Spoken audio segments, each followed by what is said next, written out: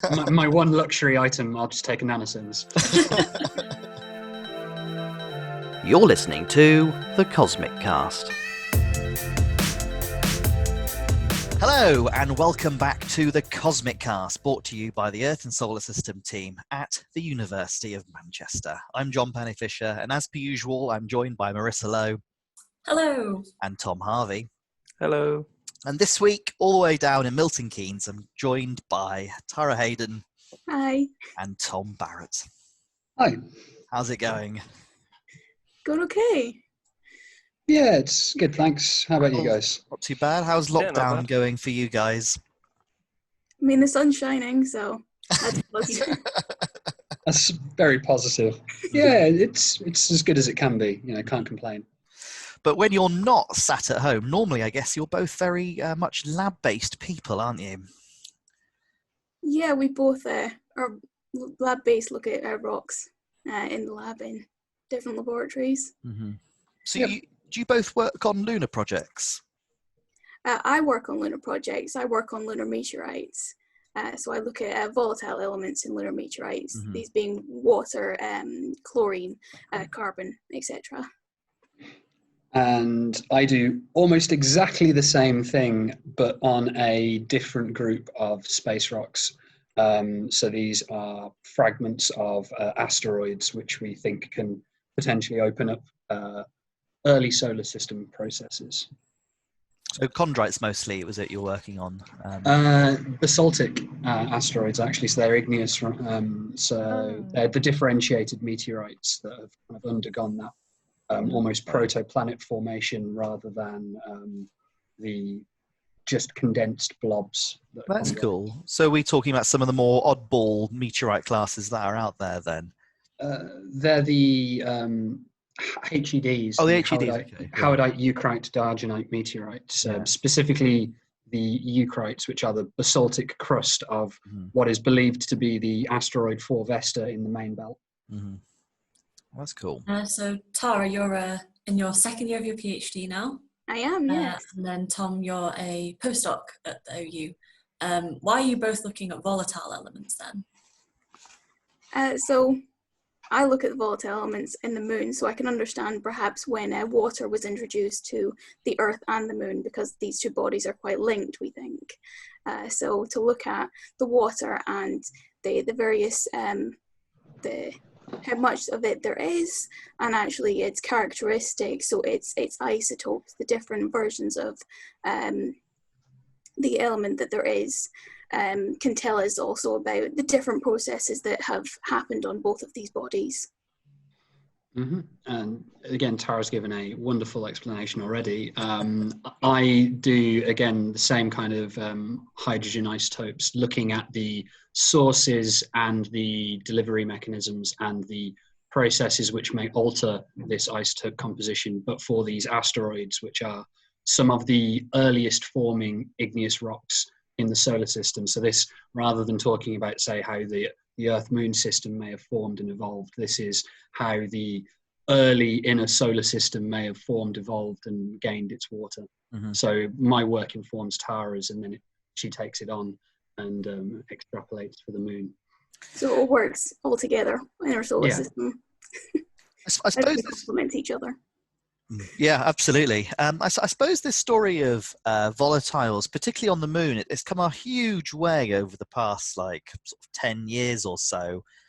I guess we normally think of the moon as being quite a dry body. So so up until about 12 years ago, we actually thought that the moon had almost no water. And that was because when NASA went to the moon in the 1960s and 1970s, the rocks that were returned and studied then, we didn't actually detect very much water in them. But actually, as time has gone on, our analytical procedure has got better. So we've got much more high precision equipment we can use now.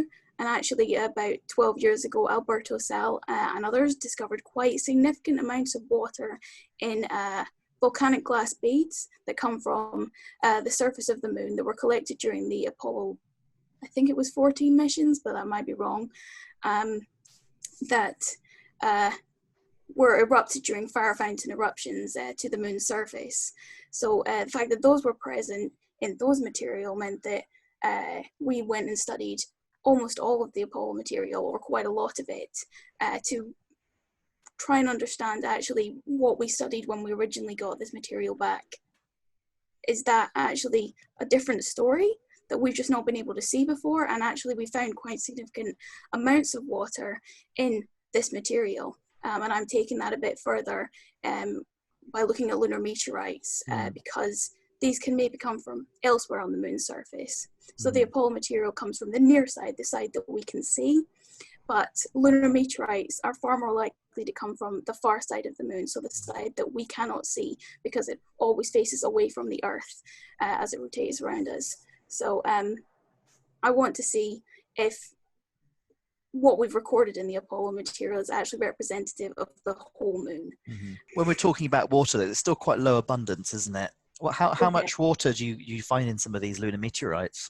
It's a couple of 100 parts per million, so not sort of what we'd expect to be water, and it's always locked up, almost always locked up in minerals or within little pockets of metals that have been trapped in a growing mineral as well. So this is reflecting effectively water that's being brought up from the interior of the moon. Yeah, exactly. And I guess that's the same picture then for some of these HED Western samples. Yep, the range is down to like 10 parts per million to about 1,000 is the kind of highest, or a couple of thousand is the highest I've seen for Vesta.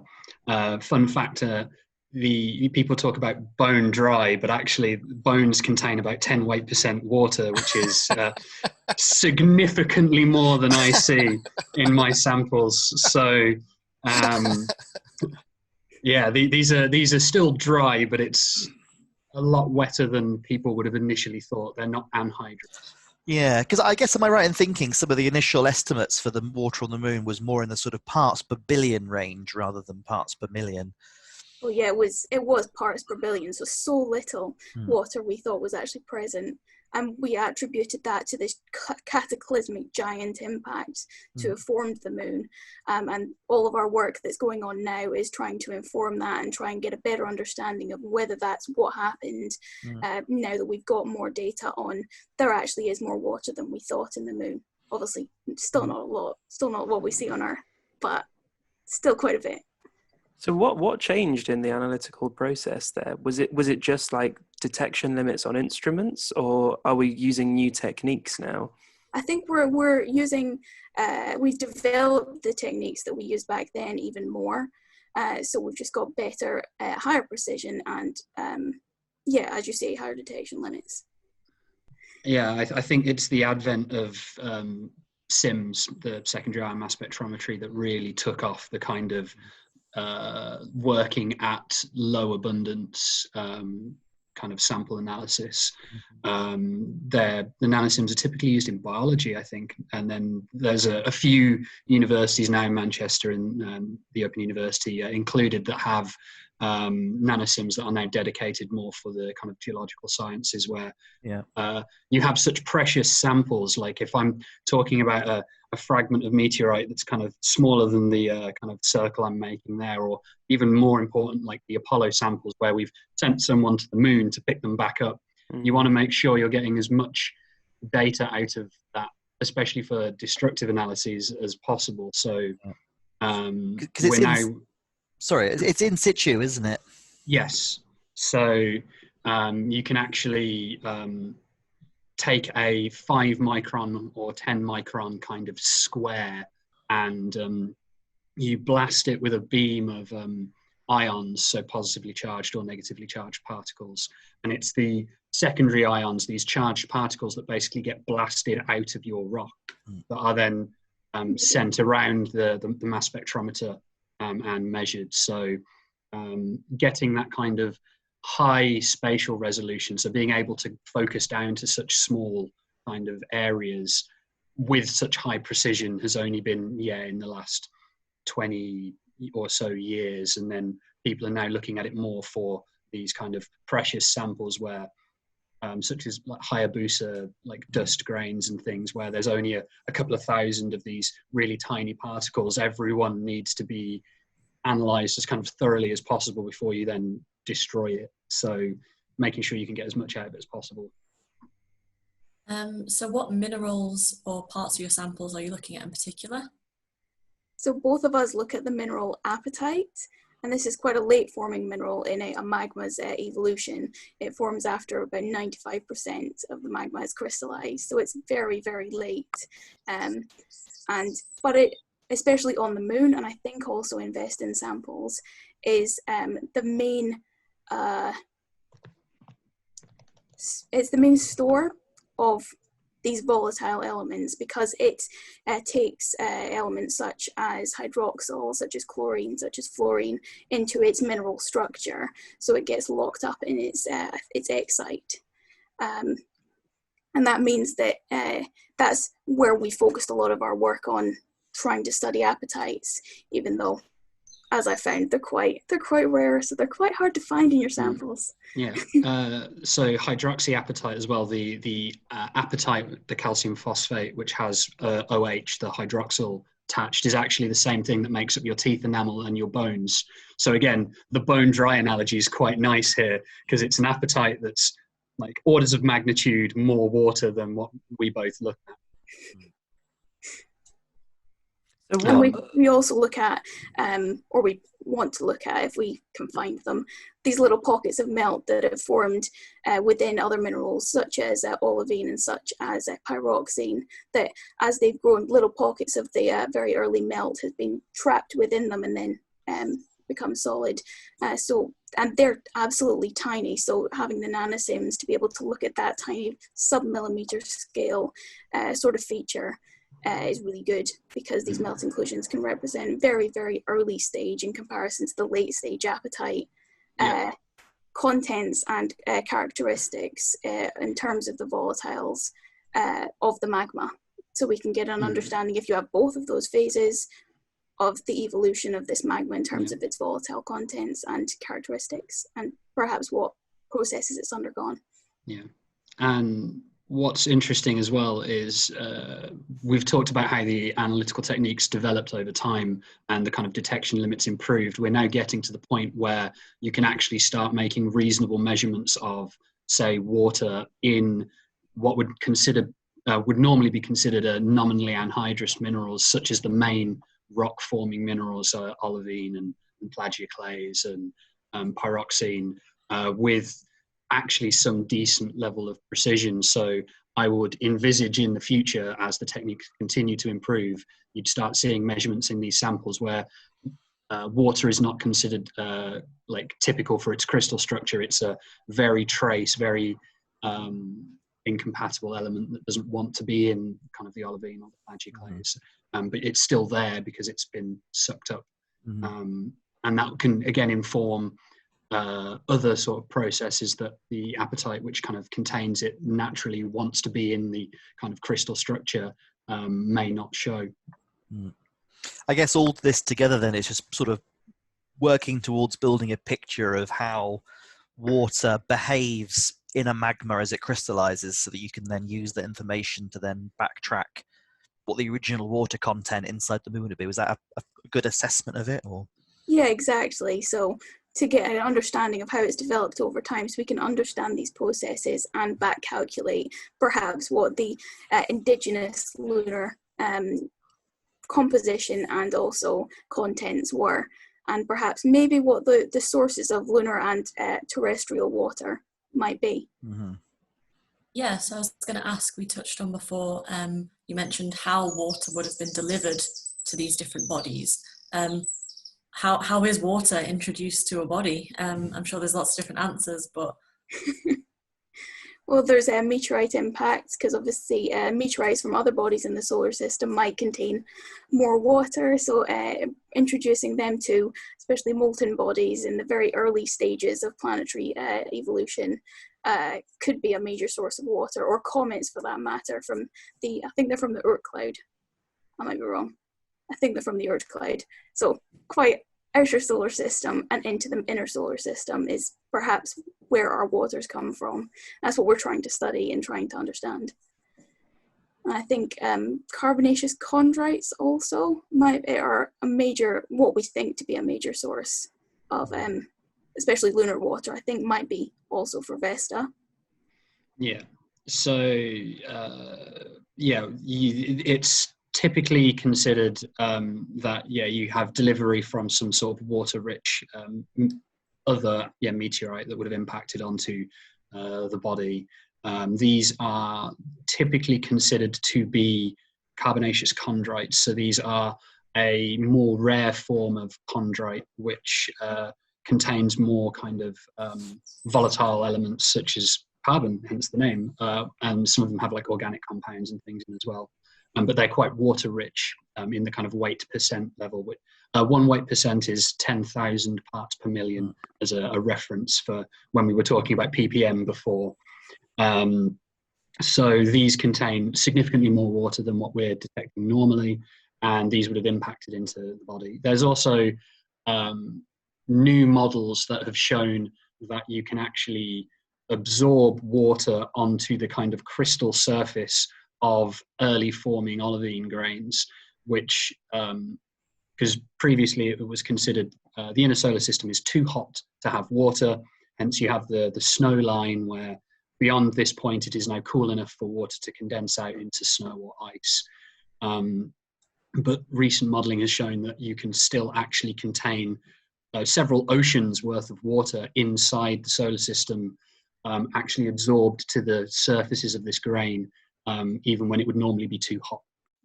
So there could actually be native water to these planets, and then the chondrites and a small amount of cometary input would also have then been added afterwards. And it's the ratio of the isotopes of hydrogen, so the typical hydrogen everyone thinks of, and then deuterium, which has is heavier, that can give an indication of the source of water, or where what processes that water may have experienced. So comets have a very high DH ratio, hydrogen isotope ratio. So they have a lot of heavy water, heavy hydrogen in them. And actually, if you add lots of comets to the Earth would not have the isotope signature we see. So we have to kind of say it's got to be, only a few percent comet, and the rest of it has to come from somewhere else. And that's, again, some of the work that we've been looking at and other groups have been doing a lot of work on. Yeah. So is there so I guess using this sort of method then of isotopes to fingerprint where this water's come from, is there a lot of data out there on comets and other sort of bodies, or is that still a bit of an unknown in terms of what the different compositions of the reservoirs are out there?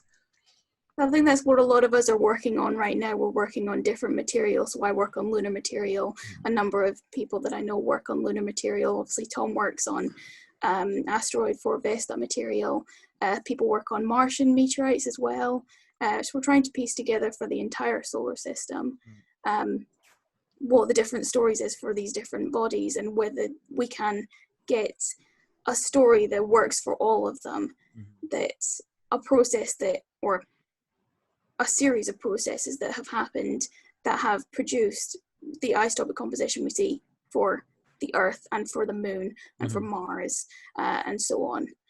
So it's all of us trying to work together to piece together the history of the solar system, basically. That's cool. So do some of the isotopic ratios then between Vesta and the Moon look quite similar? Is it looking as if it's a similar sort of a water source? Yeah. So if I can add to what Tara was saying as well, like the cometary measurements are all done via like telescope observation rather than actual like direct sample analysis. So it's whilst the number is still comparable, you're still getting an isotope ratio. You have to take into account the way it was analysed is different, and it's also collecting the value from the cometary coma rather than the actual body itself. So there could be processes, you're subliming this water off the comet to form the coma, has that changed its isotope composition? Probably. Yeah. And so there's other things. A mission to directly sample a comet, like if Rosetta could have come home with sample, that would have been beautiful. But everyone else, so Mars, chondrites, the Moon, Vesta, all have direct samples that we can analyze in our lab, which makes it much easier to quite precisely say, we have these values and it means this. And yes, from what we are seeing, both the Earth, Moon, Mars, and Vesta all have a isotope signature that is quite similar to carbonaceous chondrites, which leads quite nicely into the story of these chondrites being water-rich, coming early into the solar system because the HEDs formed so early. They're within the first 5 to 20 million years of the solar system forming. You had Vesta appear and differentiate, form a basaltic crust, and have water delivered in that period. Tom, I was going to ask, you said you work on a group of meteorites called the HEDs. Would you mind talking us through a bit more detail about what that group of meteorites is like? Okay, yeah. So the HEDs, as I mentioned earlier, the howardite, eucrite, diogenite meteorites. This is the largest group of basaltic achondrites that we have in our meteorite collection. An achondrite is a sample that's undergone magmatic differentiation because it's been heated, and the chondrules, which are the first kind of some of the first blebs to condense out of the solar system as it was cooling, have been melted. So the HEDs make up about 5 to 60% of all achondrites and about 5% of all of the world's meteorite falls, which are a group that have been actually observed to fall from the sky, and then someone's picked them up within a few days. So there's less terrestrial weathering that could have potentially happened. And they actually quite nicely form a series of kind of crustal and subcrustal, with the diogenites being either kind of plutonic or mantle material, with the eucrites being the kind of crustal basaltic material, and the howardites being a mechanical mixture, a breccia between the two, some of which is the actual surface regolith soil, and we know this because of noble gas data, and other bits it's been smushed together. And the reason we know that it's from Vesta is because the reflectance spectra of the eucrites in the lab looks very similar to the reflectance spectra of the asteroid 4 Vesta. And this was actually enough for NASA to send the Dawn space mission to Vesta first for a year to orbit and collect data, and then move off to Ceres. There's also a small group of Vesta-like asteroids that are bridging the gap between Vesta itself and these Earth-crossing kind of orbits that would kick them out of the asteroid belt towards Earth eventually, where they could land on Earth. And there's a huge impact crater in the south pole of Vesta, where we believe actually nearly all of the samples came from this one huge event that has then broken up and eventually come to Earth in small pieces. So is it fair to think about Vesta as a sort of a failed planet, basically? Yeah, it's the second largest, third most massive asteroid in the main belt. I think it's after Pallas and another one. But it was discovered by William Olbers in 1876. Ooh, that's from my thesis, that is. I remember. It's okay, we won't fact check. Slightly wrong. So have you been doing your postdoc work on a similar thing to your PhD work then? Yes, so it's the same isotope systems, hydrogen and chlorine, but rather than just getting some of the first data, as there's only about 2 authors, myself included, that have kind of published work on this so far. Rather than just getting data because it's new and interesting and what it can show us in relation to, say, the moon, I'm now looking specifically at whether meteorite impact shock, that kind of the force of a meteorite hitting the sample, could actually have affected the isotope composition that we're observing in our apatite. So I've taken eucrites that are relatively unshocked, and then a whole series through like a little bit shocked, a little bit more to very shocked. And I'm now measuring the isotope compositions, but also looking at the crystal structure using a technique called electron backscatter diffraction, which basically allows you to look at the crystal plane and its orientations and how, if it's like bent or twisted. So it's correlating those two. So that can be your metric for how shocked something is. Yeah. So other people have done some of this work in the past. So they've said, oh yeah, this sample looks shocked because of maybe the types of minerals that are there. Some minerals only form in high shock environments, or the types of fractures. There's kind of ways you can do it with like optical microscopy. But then I've come in and done this EBSD work to look at specific apatite grains, looked at, well, the top part of this apatite grain is slightly more kind of deformed than the bottom part. Wouldn't it be interesting if I put a nanosims spot in the shocked part and a nanosim spot in the unshocked part? Do they have the same isotope composition? Yes, no. What does that tell us about the sample relative to an apatite that has kind of a very homogeneous, uniform crystal structure? Do they show variation between them? And that's what I'm writing up at the moment into a paper, actually. I've been struggling with a figure for a day or so. It would be very useful for my work as well, because obviously the moon, you see so many craters on the surface of the moon, so it's undergone quite a lot of these meteorite impacts and quite a lot of shock. And it'd be quite interesting, especially in terms of studying lunar meteorites, to see whether what Tom finds is, does it alter the isotopic composition or not, and is that something that I need to be accounting for in my results, and others may need to account for in their results too. I guess a lot of this depends on finding apatites that are big enough. Has that been quite challenging? How big are some of the apatites that you see in lunar and eucrite samples? After you, Tara. My ones are particularly small because I'm looking at samples that they're brecciated, so they're rocks that are composed of fragments of other rocks. So they have undergone shock. They have undergone a meteorite impact that's broken apart these rocks and then brought them back together. So any apatites that I find in them are quite small. So they're a couple of tens of microns, so sub-millimeter. Well, most apatites are sub-millimeter, but tens of microns rather than hundreds of microns in size. So quite small, but that's the how great nanosims is, that's so high precision and such a good spatial resolution on it that we can study things these small and get quite high precision data on it as well. Yeah, I got really excited when I found an apatite grain that was, I think, 150 microns by like up 50 microns. I was like, yes, that's so many analyses in one grain. Again, typically my samples are about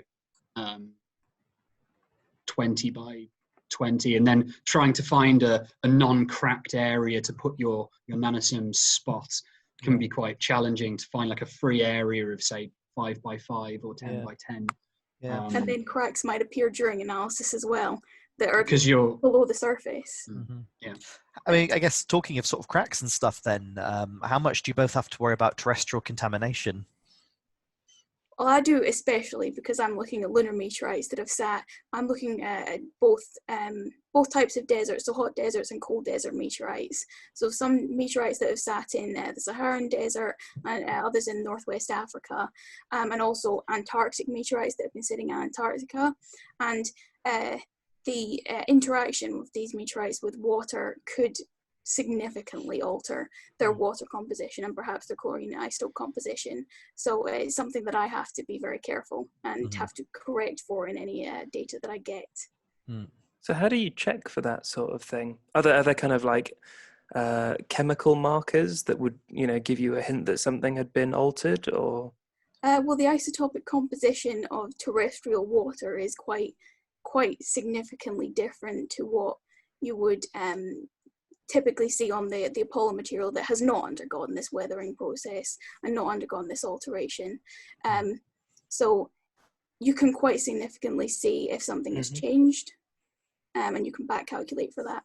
I guess that's really nice. You've got that sort of pristine set of ground truth samples really to compare these lunar meteorites to. Yeah. Which I'm sure Tom would appreciate for Vesta. Sample return to Vesta, please, if anyone from NASA's watching. I guess Vesta sample return isn't something that people really talk about, is it, I suppose? Is it? No, I'm going to make it my mission when I'm kind of bigger in the community to start being like, you know what we should really do, guys? Like, making Vesta trendy again. Oh, yes. I can get hats printed and everything.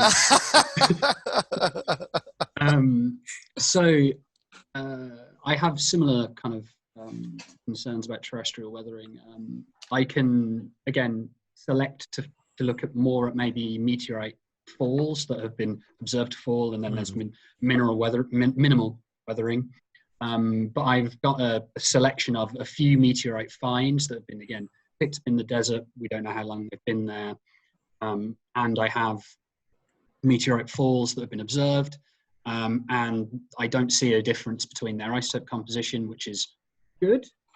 Also, there's a paper by Roman Tartes, who's now at Manchester, who actually has a hydrogen isotope value for Saharan groundwater. So you can look at that and say, well, I can model how much of that groundwater could affect my sample, and I would notice do I need 20% groundwater to mess with my sample? And because we're talking about such low concentrations of water, it's even the smallest amount would change your isotope composition quite significantly.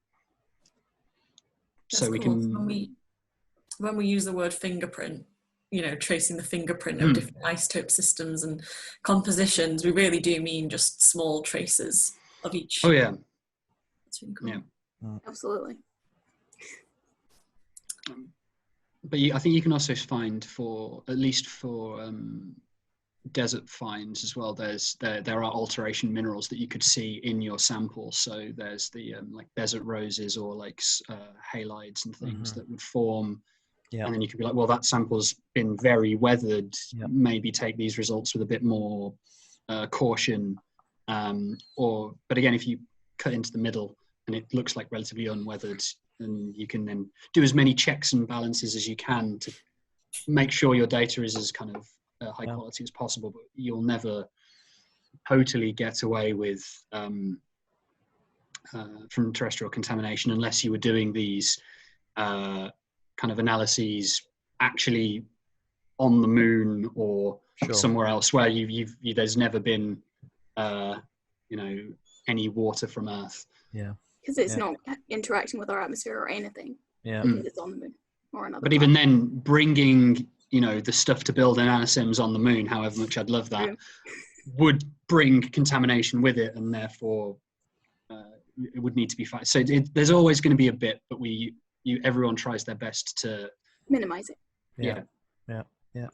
So you mentioned chlorine a bit then. How does that add to this story? Or is this just another way of looking at the same problem? Or is it different hydrogen isotopes?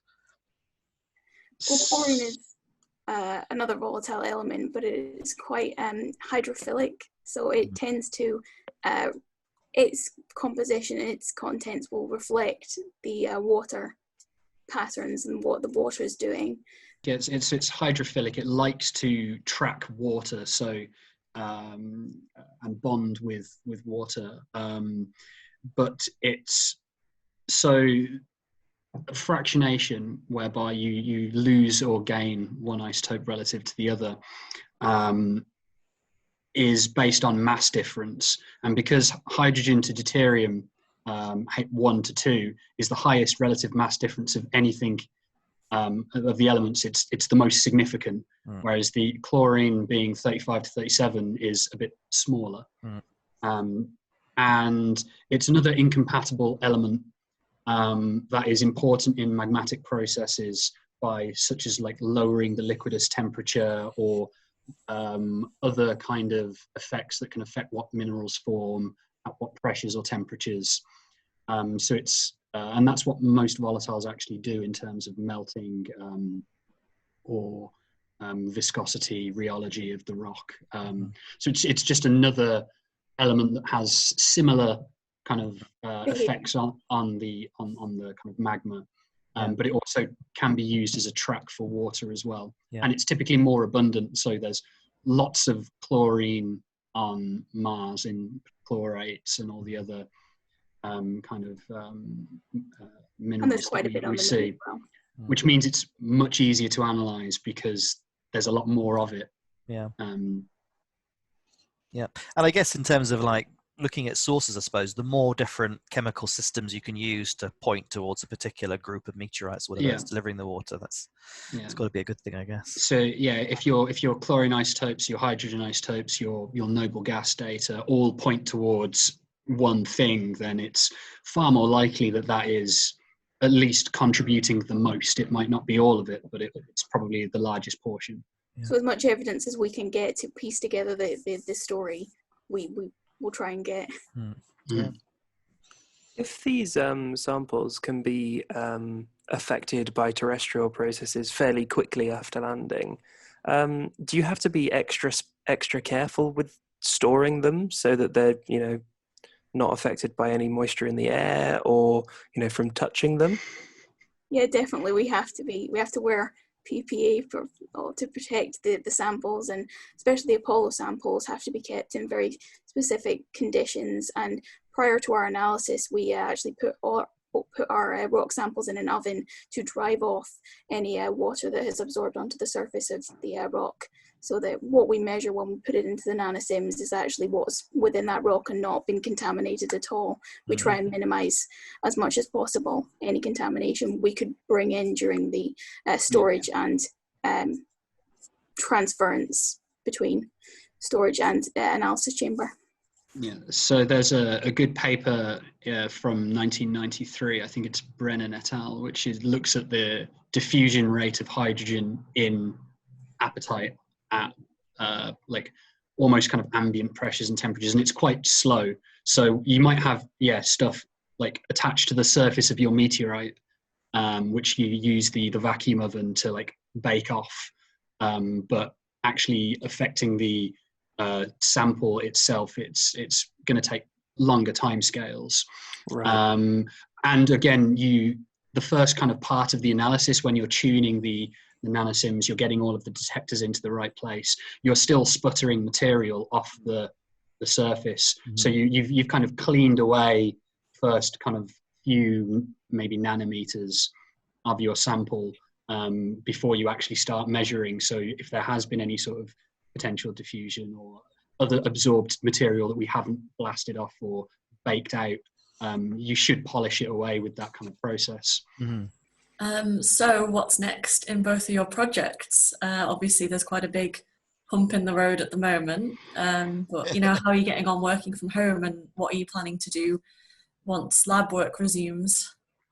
So at the moment I'm working on writing up thesis stuff, writing up what I've done so far in the lab. I'm making plans for what I can do once the labs are open again, once the labs are up and running.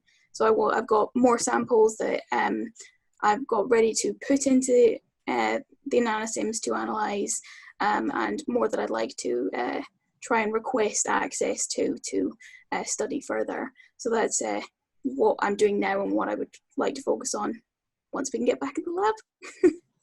In terms of what I'm going to be doing next, well, actually my contract runs out at the end of July, so I'm applying for jobs, writing grant proposals, and essentially wrapping up the kind of 2 and a bit years work in a couple of papers that I want to. My goal is to have them at least to co-authors before the lockdown is ended, if not have at least one of them submitted to a journal. But we'll see how that goes. But yeah, it's kind of without the lab, very similar to my usual day at the moment, writing applications, writing grants, writing papers. I don't think I'd actually be really going into the lab much more at the moment anyway, sadly. Super.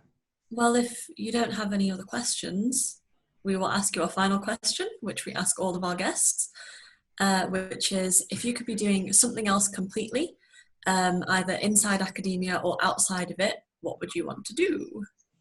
Oh, So quite a question. I've said that I want to apply to be an astronaut at some point anyway. So I suppose apply to be an astronaut instead. Like, that'd be kind of cool. Yeah, Yeah. That would be very cool. You become an astronaut and you're like, you know what, guys? Now I'm on the inside. Can we please go to Vesta? Yeah. That's I just really think like it would be a great idea if we could just go to Vesta. You know, I've got to start now and slowly work on it. They'll have to search you before you go on the rocket, because you'll be there with like holding it like 2 Analysis. nanosims, just with you like, this is fine. This is essential equipment. My one luxury item, I'll just take a nanosims. I think I'd quite like to just maybe learn some more as well, maybe do further study in another area, maybe related, so perhaps engineering or rocketry, to actually understand the other side, because I look at rocks. I'd quite like to understand what got us to the moon in the first place, and see if I could learn how that all works, because that's another cool side that I don't get to experience very much, studying rocks all the time and being in the lab all the time. Or perhaps learning to understand how the machines that I use work, how they were built, more than I do as a user. I'd quite like to understand that, so I could maybe develop techniques even more, or maybe identify even better techniques to help us understand what we study even more in the future. Kerbal Space Program is actually really good if you want to learn like orbital dynamics and like basic kind of rocketry and things. Me and my housemate actually, our lockdown project is we've started doing them like the actual like proper equations and trajectory working out for an Apollo style mission to the moon in the game. Fantastic. Well, you'll have to live stream that. Yeah, we've considered like we bought a new whiteboard just for it. Nice. Excellent. Jolly good. Well, we'll put a link to Twitch then when you get going. Yeah. Fantastic. Well, thank you both very much for coming on. That's been a great conversation. Yeah, it's fascinating, this whole story of water in the solar system. So you'll have to keep us in touch of how that develops. Yeah, thank you for having us. It's been a great experience. It's been really fun. Thank you. No worries. Yes, thank you very much. And for everybody listening, thank you for listening. And if you want some more Earth and planetary science content, we're on social media everywhere, from the Twitters to the Facebooks to the Instagrams at Earth Solar System. All the information will be in the episode description. But until next week, stay safe, and we'll see you all very soon. Bye. Bye.